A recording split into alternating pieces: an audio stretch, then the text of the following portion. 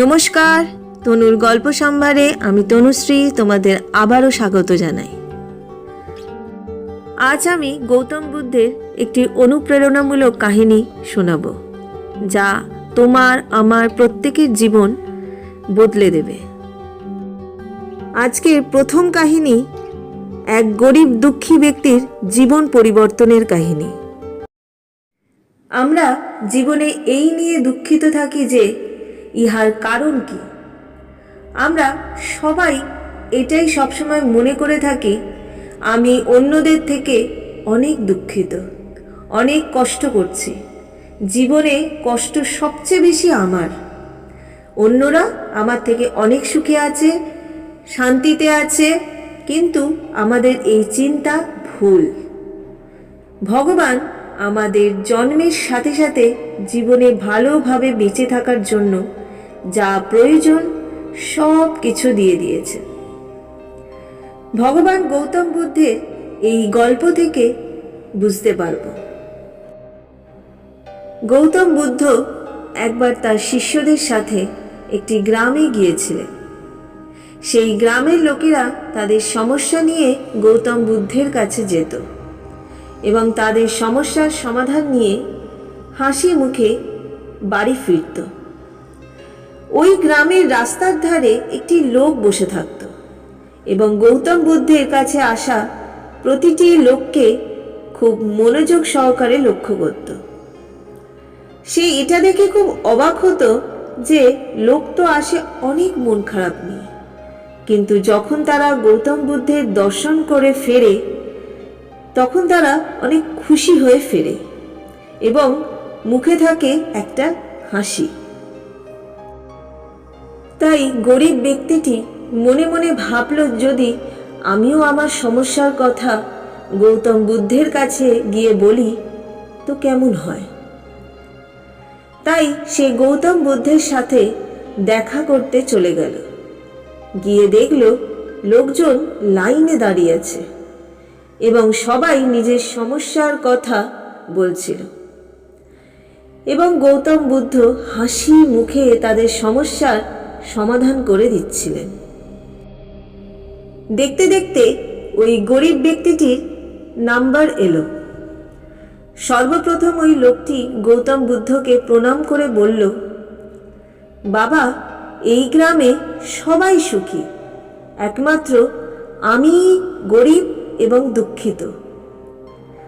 তখন গৌতম বুদ্ধ হেসে বললেন, তুমি এই গ্রামে একমাত্র গরিব, সেটার একমাত্র কারণ হলো আজ পর্যন্ত তুমি কাউকে কিছু দাওনি।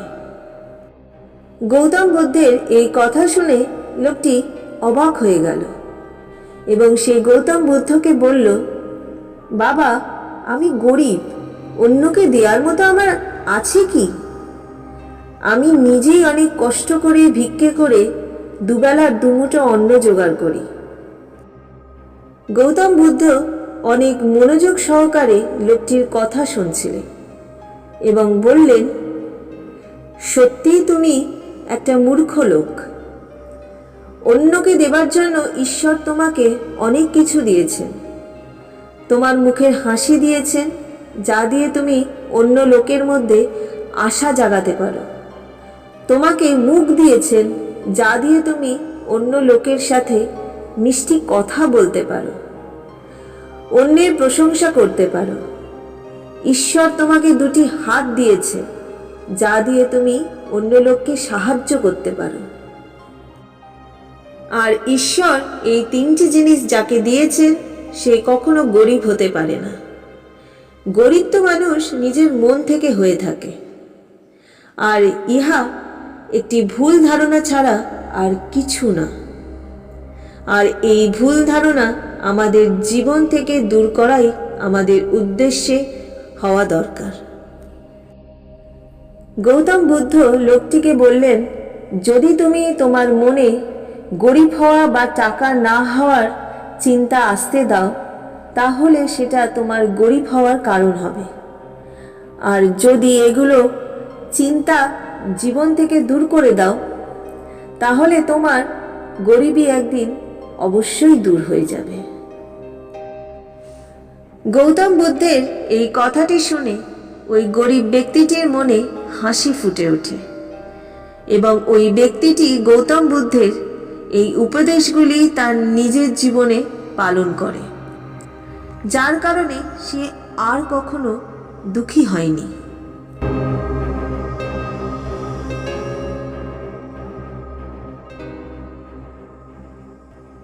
আমার দ্বিতীয় গল্পটি হলো জীবনে শান্তি পাওয়ার উপায়।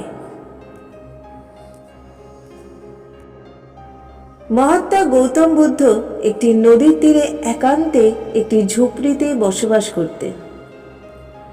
গৌতম বুদ্ধ তার ঝুপড়ির চারিপাশে সবুজ গাছপালা লাগিয়ে রেখেছিলেন এবং তার লাগানো গাছপালার মধ্যে অনেক পাখিরা বসবাস করত।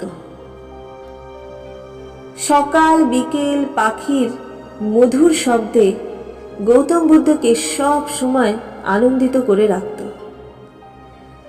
এমন মনে হতো এই গাছপালা, পশুপক্ষী, নদী সবই যেন গৌতম বুদ্ধের পরিবার। গৌতম বুদ্ধ নিজের এই পরিবারের সাথে খুব আনন্দে থাকতেন। একদিন ভোরবেলা গৌতম বুদ্ধ দেখেন তার দরজার পাশে এক জমিদার দাঁড়িয়ে আছেন। জমিদারকে অনেক চিন্তিত মনে হচ্ছিল। গৌতম বুদ্ধ জমিদারকে তার কাছে আসার কারণ এবং জমিদার কেন এত চিন্তিত তার কারণ জানতে চাইলেন। জমিদার তখন গৌতম বুদ্ধকে বলেন, বাবা, আমার টাকা পয়সা সম্পত্তি কোনো অভাব নেই। আমার একটি সুখী পরিবারও আছে। আমার বা আমার পরিবারের কোনো রোগ নেই। তবুও আমি রাত্রিবেলা ঘুমোতে পারি না। মনে সব সময় একটি অশান্তি বাস করছে। এমন কেন হয়? জমিদার গৌতম বুদ্ধের কাছে জানতে চাইলেন। গৌতম বুদ্ধ জমিদারের কথা খুব মনোযোগ দিয়ে শোনেন। গৌতম বুদ্ধ জমিদারের মাথায় হাত বুলিয়ে বলেন, দেখো, তোমার কাছে সব কিছু আছে ঠিক, কিন্তু তোমার কাছে সেই জিনিস নেই যে জিনিস তোমার নিদ্রার জন্য প্রয়োজন। তখন জমিদার গৌতম বুদ্ধকে জিজ্ঞাসা করেন, সেটা কি জিনিস বাবা? গৌতম বুদ্ধ বললেন, তুমি চতুর্দিকে চিন্তার মধ্যে ঘিরে আছো। ধন সম্পত্তির চিন্তা, ব্যবসার চিন্তা, পরিবারের চিন্তা। শান্তি এবং চিন্তার মধ্যে সবসময় শত্রুতা থাকে। তখন জমিদার এই সমস্যা থেকে মুক্তি পাওয়ার উপায় কি তা গৌতম বুদ্ধের কাছে জানতে চাইলেন। গৌতম বুদ্ধ জমিদারকে বললেন, তুমি প্রকৃতি থেকে শিক্ষা নাও। প্রকৃতি তার গাছপালা, ফল, মূল, জল, বাতাস, আলো, আকাশ, অনেক মূল্যবান সম্পদ চতুর্দিকে তার দু হাত দিয়ে ছড়িয়ে রেখেছে। গৌতম বুদ্ধ জমিদারকে আরো বললেন, জমিদার, তুমি যদি প্রকৃতি থেকে প্রেরণা নিয়ে প্রকৃতির মতো নিজের জীবন গঠন করো, তাহলে দেখবে তোমার জীবনের সব চিন্তা, সব সমস্যা দূর হয়ে যাবে এবং রাত্রিতে ভালোভাবে নিদ্রাও হবে। জমিদার গৌতম বুদ্ধের কথা বুঝতে পারেন। জমিদার লোক কল্যাণের জন্য নিজেকে উৎসর্গ করে দিলেন এবং শান্তিতে জীবনযাপন করতে শুরু করেন। গৌতম বুদ্ধের এই গল্প থেকে একটি শিক্ষা পেলাম যে জ্ঞান ও ধন যত তুমি দান করবে তার থেকে অনেক বেশি ফিরিয়ে পাবে। জ্ঞান ও ধন দান করলে কখনো কমে যায় না।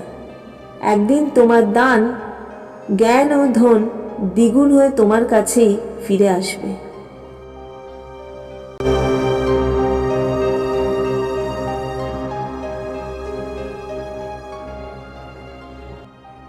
তৃতীয় ও অন্তিম গল্পটি হল রাজা জীবনে শান্তি কিভাবে পেলেন।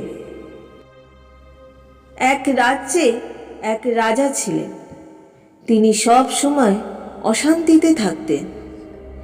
অনেক চেষ্টা করেও তিনি শান্তিতে থাকতে পারতেন না। একদিন এক গরিব ভিক্ষুক তার প্রাসাদে আসে। ভিক্ষুকের জ্ঞান কথাবার্তাতে রাজা অনেক সন্তুষ্ট হন। রাজা ভিক্ষুককে জিজ্ঞাসা করে, আমি রাজা, আমার কাছে সব কিছু আছে, তবুও আমি মনে শান্তি পাচ্ছি না কেন? ভিক্ষুক বলে, রাজা, আপনি একদিন একা বসে চিন্তা করুন। আপনার অশান্তির কারণ আপনি নিজেই খুঁজে পাবেন। এই বলে ভিক্ষু চলে গেল। তারপর দিন সকালে রাজা নিজের কক্ষে এসে বসলেন। তখন রাজার মহলের এক কর্মচারী রাজার কক্ষ পরিষ্কার করতে আসে। রাজা সেই কর্মচারীকে তার কষ্টের কথা জিজ্ঞাসা করেন। কর্মচারীর কষ্টের কথা শুনে রাজা অনেক দুঃখিত হয়ে পড়েন। তারপর তিনি তার মহলের প্রত্যেক কর্মচারীর কষ্টের কথা জিজ্ঞাসা করতে শুরু করেন। রাজা বুঝতে পারেন যে তার কর্মচারীরা বেতন কম থাকার কারণে জীবনে কষ্ট পাচ্ছে। তাই রাজা তার কর্মচারীদের বেতন বাড়িয়ে দিলেন। বেতন বাড়ানোর জন্য রাজার কর্মচারীরা খুশি হয়ে রাজাকে ধন্যবাদ জানালেন এবং রাজার জয়ধ্বনি দিলেন। কর্মচারীদের খুশি দেখে রাজার মনও সন্তুষ্ট ও খুশিতে ভরে যায়। তারপর দিন সেই ভিক্ষুক আবার রাজার কাছে আসে এবং রাজাকে জিজ্ঞাসা করে, রাজা, আপনি শান্তি পেয়েছেন? রাজা বললেন, পুরোপুরি তো শান্তি পাইনি, কিন্তু যবে থেকে আমি মানুষের দুঃখ কষ্টের কারণ জানতে পেরেছি, তখন থেকে আমার মন থেকে অশান্তি ধীরে ধীরে কমে যাচ্ছে। তখন ভিক্ষুক রাজাকে বলে, রাজা, আপনি শান্তির পথ পেয়ে গেছেন। এখন কেবল এই পথ ধরে আপনাকে এগোতে হবে। একজন রাজা তখনই সন্তুষ্টি হয় যখন তার রাজ্যে প্রজারা খুশি থাকে। এই গল্প থেকে আমরা এই শিক্ষা পেলাম যে আমাদের মনের শান্তির জন্য নিজেকে খুশি করাচ্ছে, অন্যের দুঃখ কষ্ট দূর করে অন্যকে খুশি করলে নিজের জীবনে শান্তি ও খুশি পাওয়া যায়।